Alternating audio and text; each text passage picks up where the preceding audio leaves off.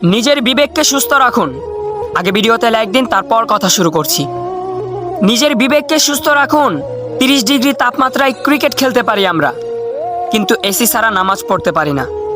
রেস্টুরেন্টে খেয়ে ওয়েটারকে 100 টাকা বকশিশ দিতে পারি আমরা, কিন্তু রেস্টুরেন্টের সামনে রোদরে দাঁড়িয়ে থাকা ভিক্ষুককে 10টা টাকা দিতে পারি না।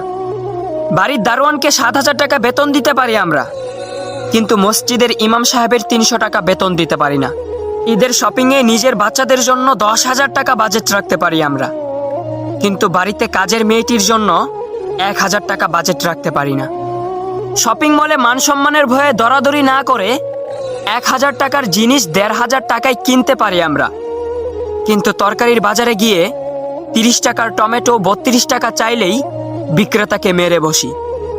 200 টাকার বাস ভাড়া 2,000 টাকা দিয়ে কার নিয়ে যেতে পারি আমরা, কিন্তু রিক্সাওয়ালা 10 টাকার ভাড়া 15 টাকা চাইলেই থাপ্পড় দিতে দেরি করি না।